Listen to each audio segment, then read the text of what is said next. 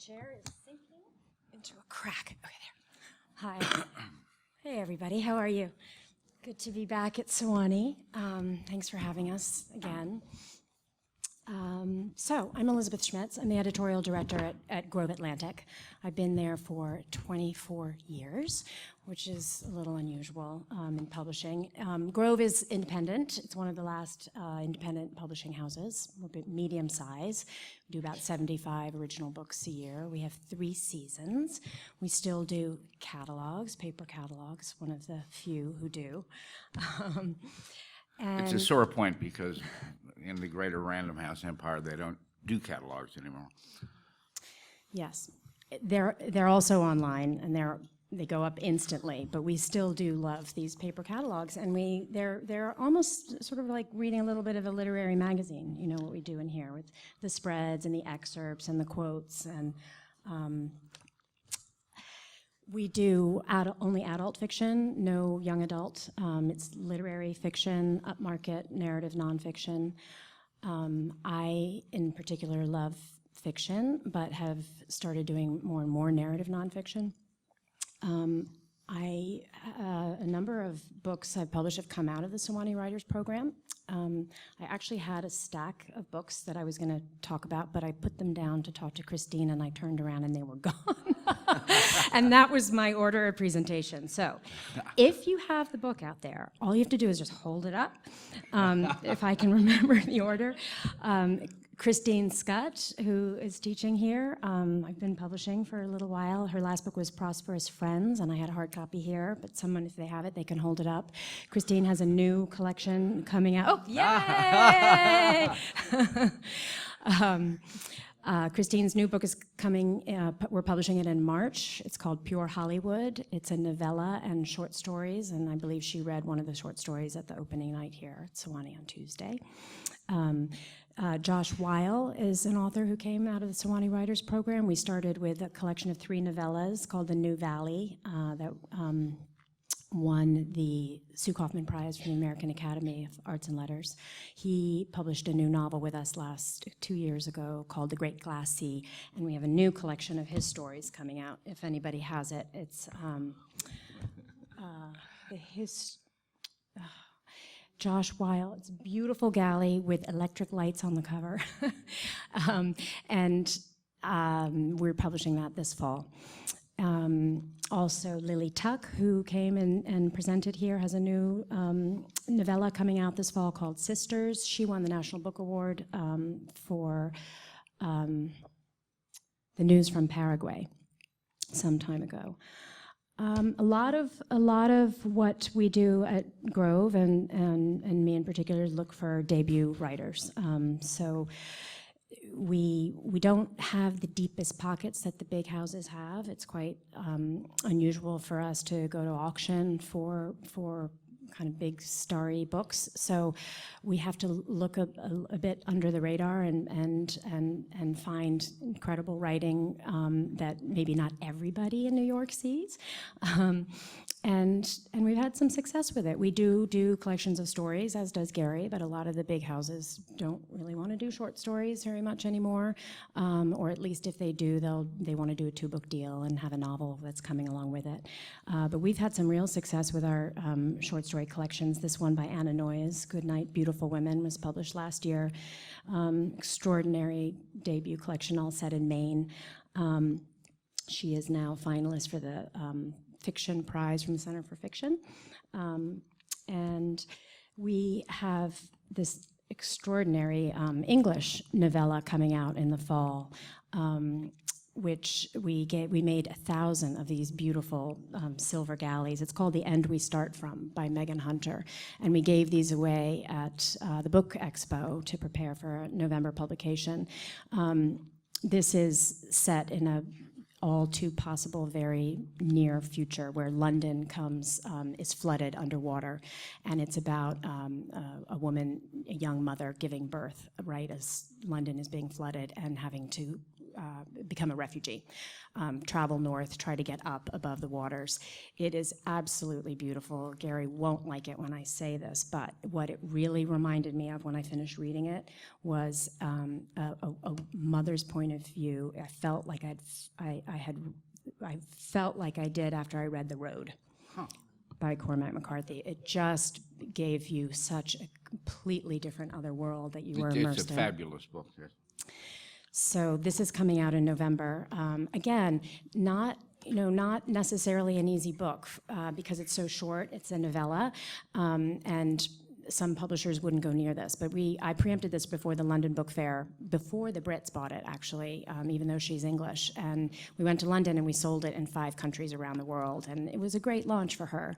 And the book has just been published in England. It hit the bestseller list for 1 week, which is pretty extraordinary. She's a Cambridge academic poet. And it reads like very accessible narrative poetry almost. Really beautifully written book. And then we've had some great successes at Grove with first novels.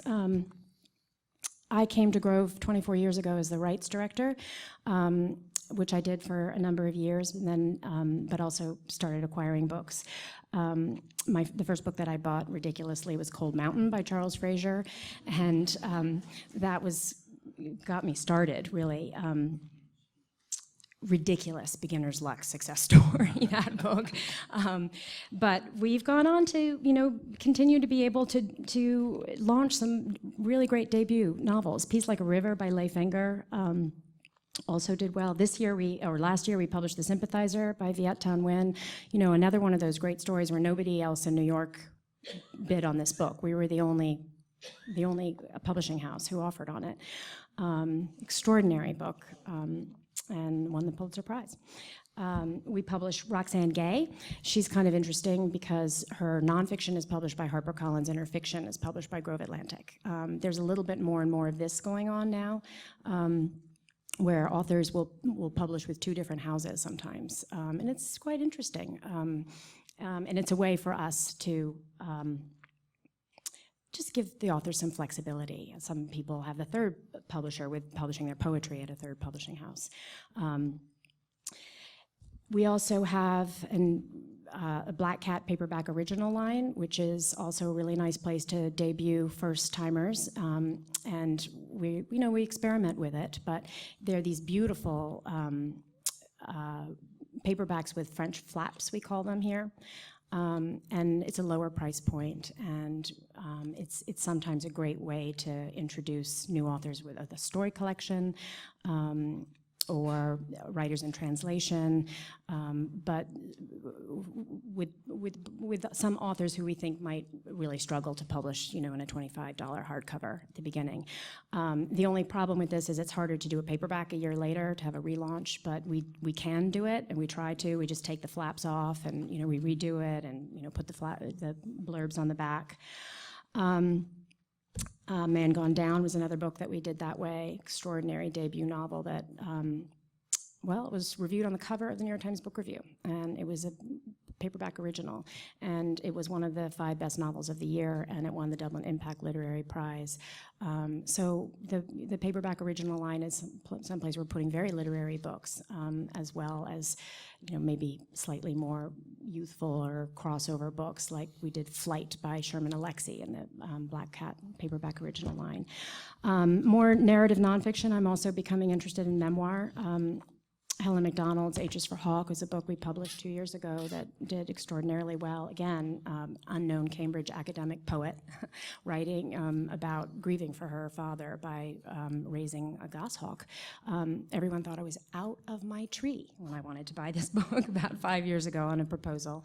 But that's one of the great things about Grove is being able to take a risk like that. And just say, you know what, why not? Let's just see what happens. She's an amazing writer, and let's see what happens. And in 5 years, she delivered this book. It was incredible. So since that memoir, I've started doing a little bit more. This is a new book that's coming out in August. It's called Lights On, Rats Out by Cree Lefevre. It's a first book, and it's the story of her falling in love with her therapist right after she graduated from college, and becoming so obsessed with him that she would do anything to stay in the forefront of his attention, and that she starts self-harming, burning herself with cigarettes. She writes about it intensely and viscerally. It is actually, I just got it last night. She receives a full-page rave review in the New York Times Book Review next weekend. The review is by Daphne Merkin, whose most recent book was reviewed on the cover. So we're really pleased about that. And jackets is something we can talk about later, but that's just a sort of a roundup of some of the books that I do, and then I know that you all want to talk more about how they come to me and what is it about them that makes me want to jump up and down. Oh, thank you, Gary. When this was going to be the start of the top of my pile, was Jamie Quattro, who is teaching at Sewanee this summer and also came through the program. And I published her first collection of stories, I Want to Show You More, 2 or 3, 4 years ago. She had an extraordinary launch with 3 reviews in the first week, one by James Wood in the New Yorker, one by Dwight Garner in the New York Times, and by the way, Dwight Garner is married to Cree Lefevre. And then one by J. Robert Lennon in the New York Times Book Review. She had one of those magical debut launches for short story collection, and now she has a novel called Fire Sermon, which is coming out in January.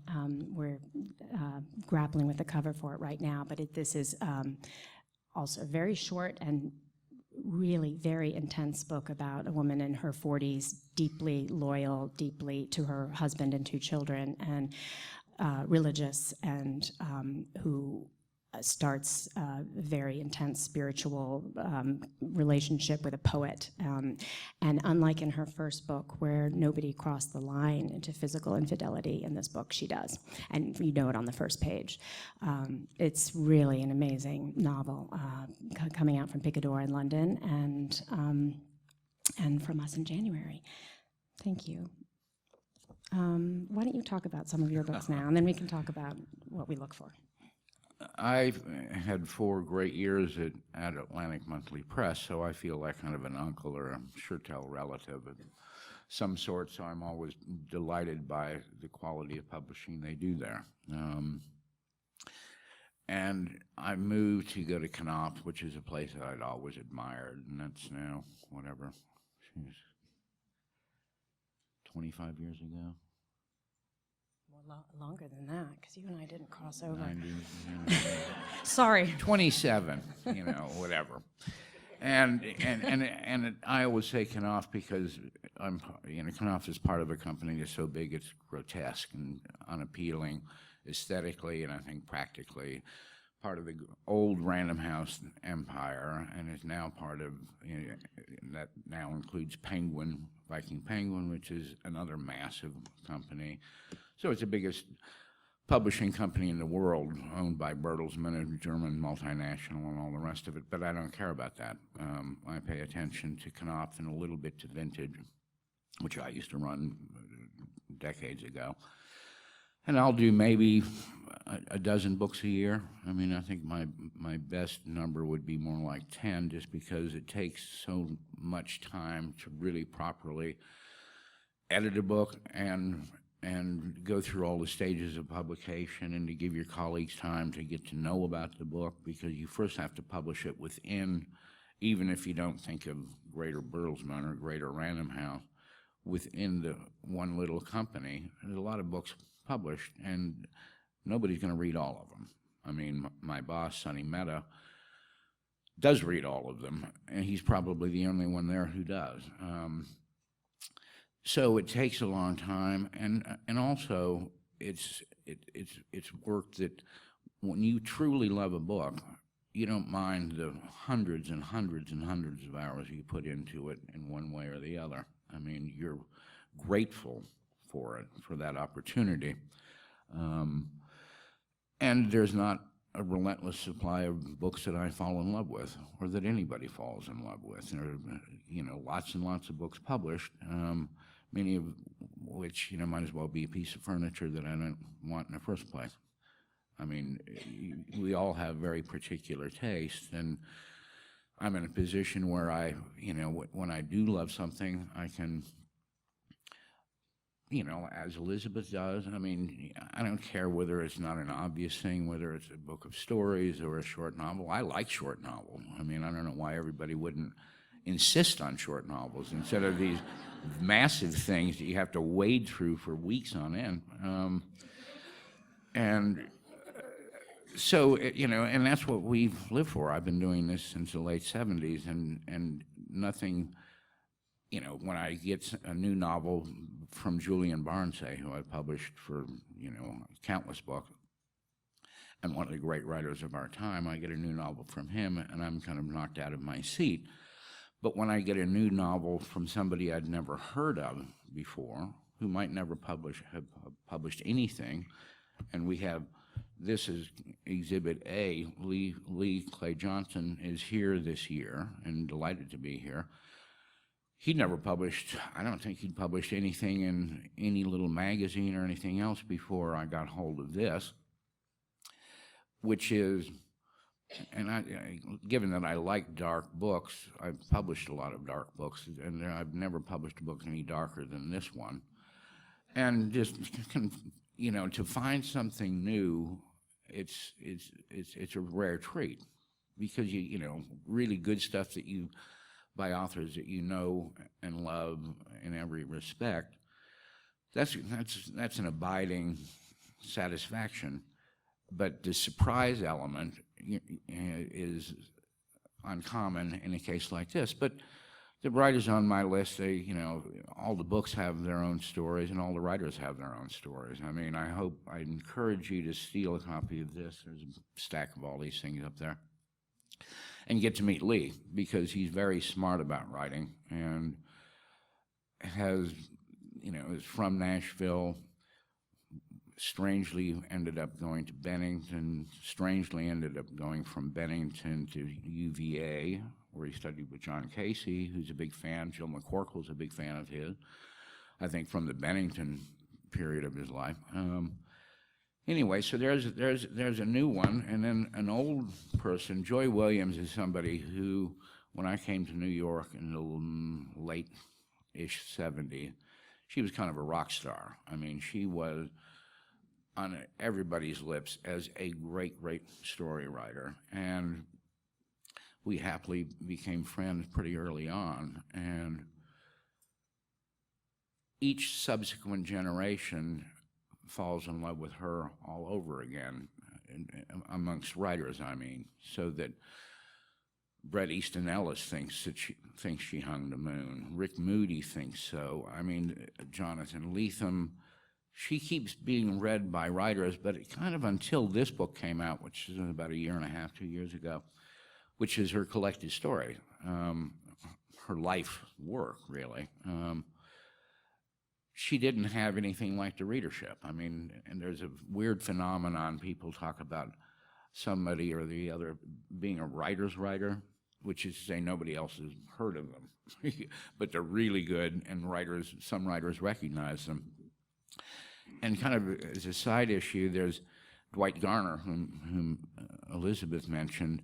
He's got a series running in the New York Times called American Beauties, where he will revisit really great books, kind of that sort, more or less. I mean, he's written about Harry Cruz's A Childhood, which was a literary memoir before such a thing really existed. He's written about Brice Pancake, who unhappily killed himself before his first book came out. 1980, something like that. He recently wrote about Jane Ann Phillips. So he's unearthing books, and I would really recommend that you follow that series, because if you don't know those books, Dwight's got unfailing taste. It's worth, it's a really kind of refreshing, it's a refresher course or an introductory course to really wonderful books. So that, Joy sort of got more popular attention there. Elisabeth Brundage had published 3 books, I believe, before I'd never heard of any of the books. I'd never heard of her. I'd never heard of her agent when this book came on my desk. And it's an astonishing book. I mean, publishers are almost childlike in their delirium about any book that they can call a literary thriller. Now, unfortunately, most of those books are barely literate, much less literary, and they're not thrilling at all, but it sounds like it's quality, but we can actually sell a lot of copies, which never comes true necessarily anyway. But this is a genuine literary thriller. I mean, it's an impeccably done book. Didn't do nearly as well as it ought to have, but it certainly raised her career standing. She's about finished with a new book. But that's a case where, you know, if she'd never published a book before, it might have been easier. People could say, look at this great discovery we've made. How do you explain the fact that she'd written 3 books? Maybe they weren't published worth a damn. You know, publishers don't always do a good job, don't always get the luck we require. I don't know what he's talking about. Yeah. No, I mean, you know, I'm guilty of this, and everybody. You need luck in the equation. You can do everything right and to no avail. I mean, it's like in Hollywood, people say if the movie works, the title doesn't matter. So it's not a new writer, but new to me, and that's fun too. Peter Guy is somebody who, an ex-colleague of mine who worked for a wonderful small publisher called Untitled. He had worked at Random House. He got downsized, and so he was working with this small publisher. I'm not sure how many books they do a year, but they published a lot of really great books over the years. There are 2 people involved in that, and so he sent me galleys of Peter's first 2 books, and he said, this guy is really great. And I met Peter when I was with another author in Minneapolis, St. Paul, and Peter lives there. And he said, look, you know, I love Unbridled, but I think it is time to move on. I said, well, you and your agent can figure that out, because I don't steal writers. I'm not, if somebody has a publisher, they have a publisher. I mean, I'm not even inclined to, I can admire people without wanting to steal them from somebody else. But he moved along to us, and this book has won every award. I think Tim probably knows all these awards because he's won them too, in Minneapolis, in Minnesota. And so again, him I knew, I'd followed his work, but then to get to work with him, and it's a phenomenal book. It might as well be a Norwegian novel, because every character in it is of Norwegian descent, and as I happen to be. So that was kind of a personal treat. And then stories, I mean, it's interesting. Just last winter, I only published collections of stories. I mean, these 2 books, as well as Tim Gautraux's collection. Next winter, I'm publishing only books of essays, so I must be courting disaster. But they're real good books, and that's all I care about. Jim Sheppard is somebody who has taught for years at Williams College, where I went to school. He wasn't there then, but he has built up a body of work that is so astonishing that it's beyond belief, really. Maybe 3 years ago, we published a book called The Book of Aron, which I think is a classic. And I read that book, and it's the only book I've ever published that I could say this with such certainty. This is a classic right now, before it's published. You don't have to wait 10 years to figure that out. That book was, you know, astonishing. We sold it in probably 25 countries around the world. But meanwhile, he's also, I think, writing stories as good as anybody in the country. And this is his last collection. And his versatility, he's writing a kind of story that, you know, really, I can't think of anybody else who's writing stories that draw from the kind of non-fictional world so powerfully. I mean, he's writing stories set in different centuries and different countries and different cultures and all the rest of it. but with such fluency that you never sort of say, here's somebody who's pretending to know about something. He really does know about it. And he'll soon have an essay on that very subject in the Times Book Review, which is way more interesting than the crap that they usually publish in the back page, where he explains why he thinks this, this kind of obvious wealth of material brings something to a story writer. And last and certainly not least, Rick Russo is somebody I would have met in something like 1984 when I signed up his first novel, a book called Mohawk. And Rick was then, and we have friends from Carbondale here, he was teaching in Carbondale. He had never published, I think, anything in any magazine or anything else. He didn't have a pot to piss in or a window to throw it out of, and a wonderful guy. And that book, actually, I published as a paperback original and in a series called Vintage Contemporaries, which at that point, and for the, 6 years I'd been in publishing, I saw really, some of the best writers in this country, and I mean really, really good writers, like Don DeLillo, like Bob Stone. They publish books and they sell nothing in hardcover. Toward the end of this period, their absolute failure in hardcover, had convinced the mass market paperback companies, which had previously supported serious writers as well as shitty writers, commercial writers. They stopped doing them, and at that time, I was involved with vintage books, and they had no living writers of fiction on the list at all. And I said, well, that's kind of bizarre. And they said, oh, we tried it once. And I said, with whom? And they said, well, some of John Updike's less good books that his real paperback publisher didn't want, and J.F. Powers. And I said, I'm one of the few people who's actually read J.F. Powers or heard of him.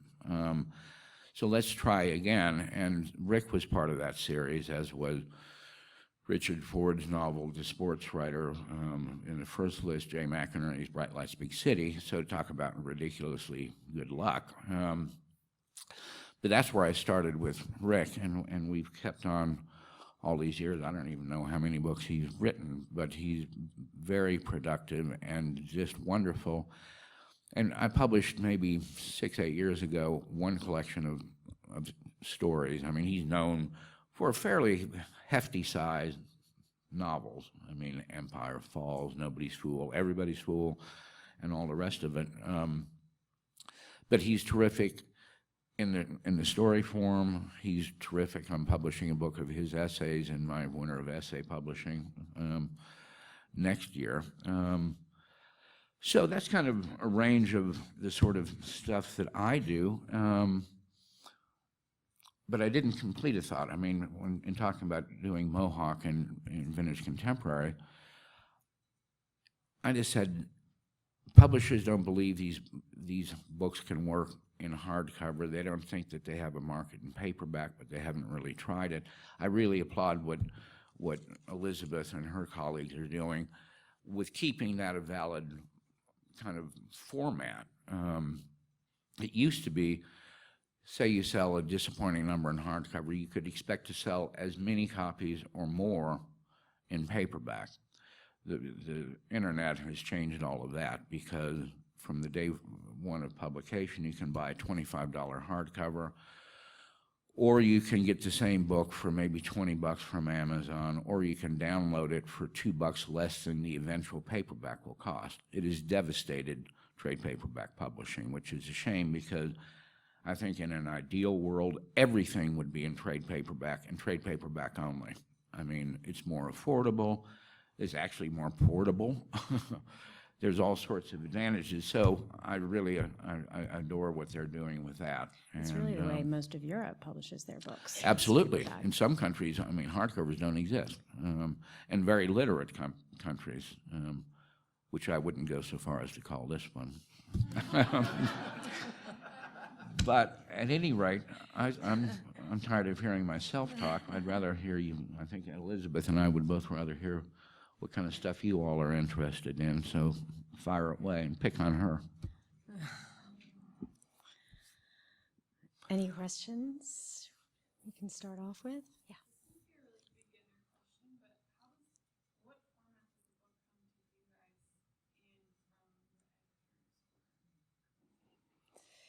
So most of our submissions come through literary agents. I'm just looking at I have one other book here, a Sewanee graduate. This is LaShonda Barnett, Jam on the Vine, a debut novel. And this came to me as a manuscript from Gail Hoffman, who's here in the audience. So she found her here, and LaShonda completed a manuscript, and Gail sent it to me. She was able to, the first line of her letter was, LaShonda was at Sewanee, and she knew that would get my attention. But most of our submissions come through agents. Some come without agents, the slush pile, as they call it. But it helps if it comes through an agent. I highly recommend for a first manuscript, whether it's a collection of stories or a novel, that you finish it and not send a piece of it, which amazingly still does happen, partials. Someone will send 3 stories and say, I want to write a collection, here are the first 3, you want to buy it? Or even just a piece of a novel. Huge risk to take for the publisher, for a debut writer not to finish their manuscript. Having said that, Charles Fraser's manuscript, Cold Mountain, was a partial when I bought it. So there are always books that break the rule. But that's how they usually come to us. Right? I mean, it's one thing that I get asked a lot. People say, well, I can't get agents to pay attention to me. It's easier to get somebody in a publishing company to read something and respond, if almost always negatively, than it is to get any response from an agent. I don't know about that since I've never tried to get one, but the principles are the same. I mean, publishing in magazines and here and there, coming to places like Sewanee, I mean, anything that proves your dedication to a writing career is important. You can be the greatest person in the world if you're the only person who thinks you're a great writer. Well, people might want to say, how come nobody else does?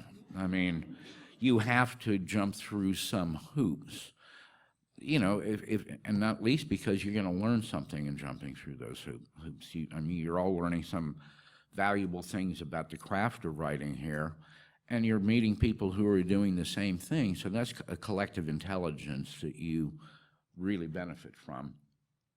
And then you have some cards to put on the table, which will get an agent or a publisher more willing to invest the time to have a look. I mean, it's not a huge investment, but you want to catch people's eye if you can. It's extraordinary how many submissions I get, and from people who write, my mother loved it. All my friends love it. They're passing it around them. It's kind of incredible. One thing that can help is if you have a teacher or a fellow writer or someone who's read it who would write a line or 2 for you about it. When we get submission letters from agents that have someone else saying it's great, maybe a writer that we know, or of course being published in a literary magazine, but that can be helpful, and it's happening more and more now. Yeah. That agents are helping, or the authors are coming and actually saying, look, someone else thinks it's great too, it's not just me, and putting it in their letter. And one piece of advice, it's about the only piece of actual advice I can give. People say, well, how do I get an agent? And I said, it's not my job to sort of matchmake between wannabe writers and wannabe agents. I mean, I don't care. That's something you have to do. But look at the books that are most important to you. You can figure out who published the thing, obviously. And if you look at the acknowledgments, you can figure out who represented it. And if you feel a special, real connection of that sort, you can write to Gail and say, I adore so-and-so whom you represent, and I'd like to think that he or she was a big inspiration to me. You might see something here. Any kind of connection you can make instead of just sort of going blind. I mean, I used to send really crappy short stories out to all the little magazines in the world. I didn't know anybody, I didn't know anything, and they weren't any good stories. But I had no connection. I mean, don't submit to magazines or quarterlies you don't buy or subscribe to. I mean, that's just obvious. But it's a point worth making, because it's not like buying a lottery ticket. I mean, it's a way of life, and you have to make an investment in it. Doing your research is really important. I mean, it's incredible to me when I get a submission for a children's book, you know, or a self-help book or a business book. Not only do I not do them, but Grove doesn't do them. I mean, someone didn't even do the bare minimum research. Yeah. Yes. I love the structure of Lily King's Euphoria and Roxane Gay's Untitled Chapter, which I realized came out as part of the Black Hat Yes. series, Black Hat type. But I wonder if you could speak to your opportunity or to work with writers to get these structures. Should they just come in that way? I mean, do you have the luxury of time at this point to work with writers on the books? And can you talk a little bit about that? Yes, I mean, both Gary and I have the luxury of time to work with our writers. That's really what we do. At an independent house in particular, we have fewer authors, fewer books, and we really take the time to get the books right before we publish. There's, you know, any deadlines that are in contracts that, you know, manuscript will be delivered on this day and published on that day. We don't pay any attention to it if the book's not ready, so we do spend a lot of time. Those two books in particular are very different stories. Lily King is an author I've worked with for 20 years. So her first book was called The Pleasing Hour. It was a debut novel about a young American woman who's an au pair on a houseboat in Paris. That was did nicely. She was a Barnes & Noble Discover, and she got some respectable reviews. She's a great story, actually, Lily, because her career trajectory is very old-fashioned. You know, she started with that first book here, and then her sales increased with each subsequent book. Euphoria is her fourth book. Not everybody knows that, since Euphoria was the big breakout. There should be a copy around here. If anyone has it, they can hold it up, because that's a Great cover, too. It's a really good cover and one of the great cover stories. Now I know someone took it and they left. They didn't even stay to hear us talk. It's incredible.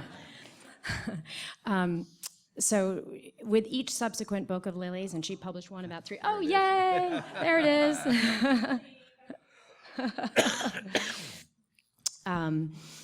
That is a great cover, because one of the few that you see it and you just say, aha, that is it. That, which is just beautiful and colorful from a distance and looks like a painting, is actually a close-up of a rainbow gum tree. And the book is set in Papua New Guinea. It's loosely inspired by Margaret Mead. And there's a gum tree growing up in the middle of the cabin that she's living in. So I loved it when I saw it. That was one of those moments where I sent it to Lily and my heart was in my throat. I thought, if she doesn't like this, I don't know who she is. I've known her for 25 years, but I don't know who she is if she doesn't. And she loved it instantly, and that was a home run. But so Lily had that traditional trajectory of just with each book, her sales went up and up and up. The English Teacher was next, and then Father of the Rain. She really started getting major attention in magazines. It was about an alcoholic, growing up with an alcoholic father. But Euphoria was really the one that broke her out. An Untamed State was Roxane's debut novel. So totally different. But interesting, she was doing nonfiction and fiction at the same time. So she had this collection of essays that became Bad Feminist and An Untamed State. That structure was there. It really was. So sometimes a book comes in and it's pretty well formed, and our editing is line editing, but very intense and close line editing, and sometimes it's a much bigger job.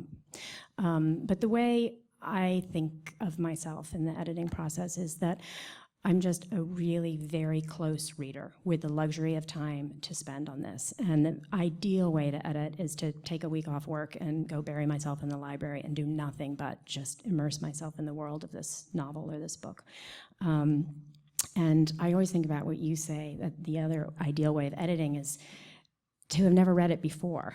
And it's rare because usually you have to read it to acquire it and buy it, so you have an idea of what it is. But if it's an ongoing author, that can happen so that it lands on your desk and you know you're going to continue and you get to edit it for that first time, because there is nothing that replaces that first read. You know, it's really exceptional. The second best is to buy it and then have general conversations, have the author go off and do final revisions, and then you get to read it later after you've forgotten it. And so it's like reading it afresh, maybe a year later or something. That's I mean, the key, I think, is to be able to wipe, as an editor, to wipe your mind free and clear of any previous readings, so that you're approaching that book as the eventual reader of the book is, first time ever.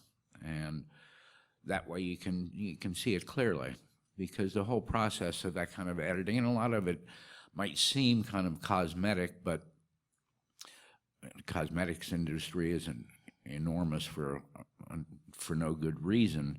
You want to believe, a great book casts a spell, and if you see little, mistakes, infelicities or whatever else, you say, well, yeah, okay, but you don't, if that's what an editor should be looking for, and it's not just where the writer falls short of his or her own standards, where that writer falls short of the standards set by that book in hand.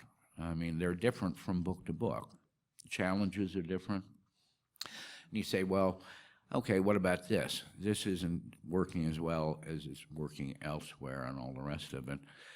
So you just want to forget about knowing how the story develops, because you want to approach it anew, and that's easy, much easier for an editor to do than the writer of that book to do. I mean, after you've worked on it for years and written many drafts of it, some of these sentences, you say, well, gosh, this has to be great by now, but you're not seeing it.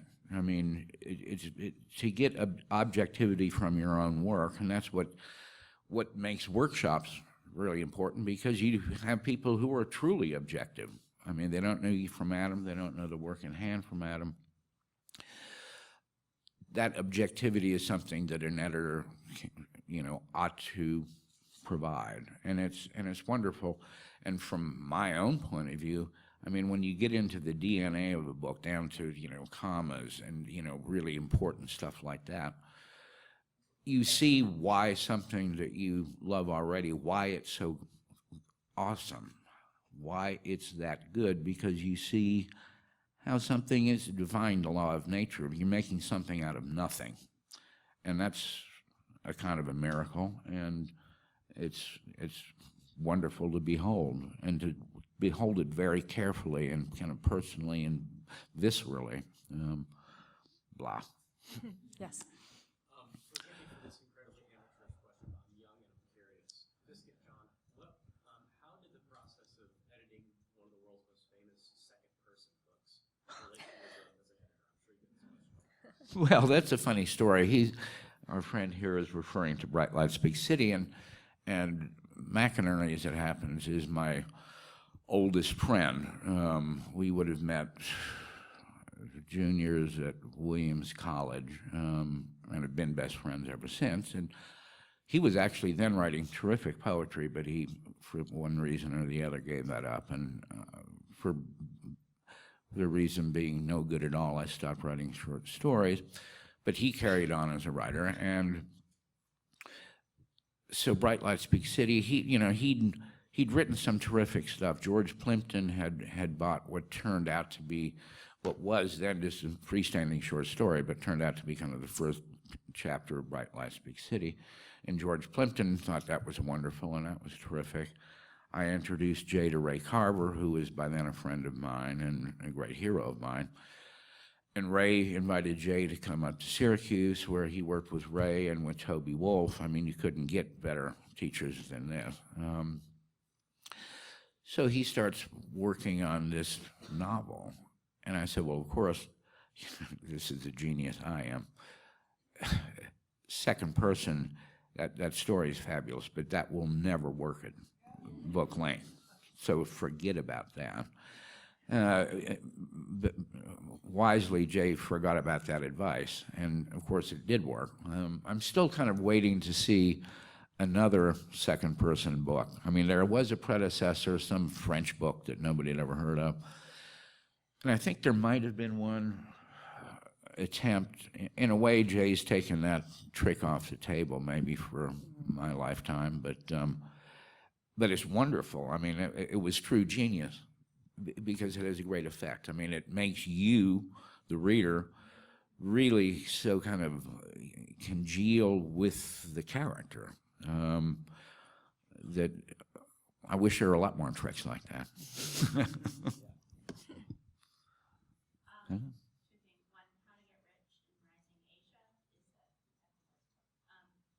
it be accurate to think that for a debut novelist, the book has to come to you in much better shape than a book that you're looking with a repeat outlook? Yes, I think so. You should really get the book in the best shape you possibly can. You're only going to have one shot at that first novel, and it should be the best you can do. There shouldn't be any, I know I still need to work on this. I could take it through another draft. I've been thinking about this or that. It needs to be there for you. Mm-hmm. Yeah, I agree. I mean, you take it really as far as you can possibly get it yourself. Leave nothing to chance. Leave nothing kind of, oh, that's pretty good, or that's almost there. Because again, everybody's looking for a reason to say no. Though they want desperately to say yes, there are so many opportunities granted to us. You're going to say, God almighty, no, you know, and I think that in terms of writers that I've worked with, typically, I don't work with a lot of people who are really careless in their work. They're not going to show me something that they haven't already brought to that level because they'd be ashamed.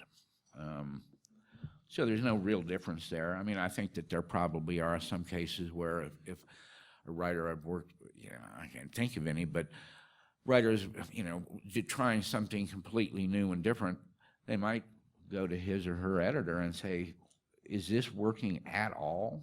I mean, or am I barking up the wrong tree? But by and large, no difference.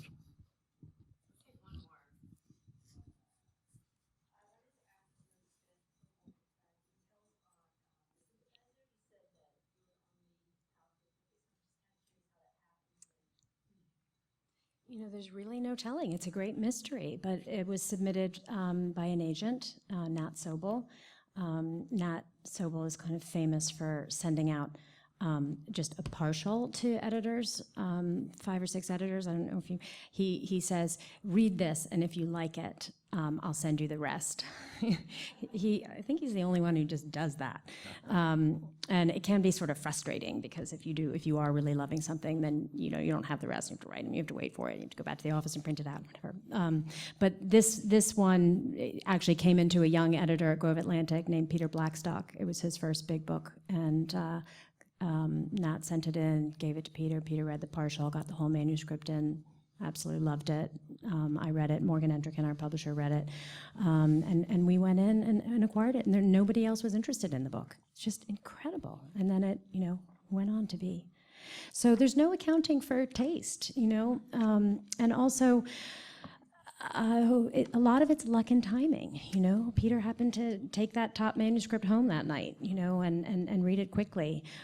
Some editors are besieged and they didn't get to it in time. We do try to move fairly quickly at Grove because we're small. We don't have layers and layers of meetings and acquisitions, meetings and P&Ls, profit and loss statements, and all of this. We know that we have to move quickly and passionately when we love something and don't give other editors a chance. That's what we try to do. Yeah. Last one?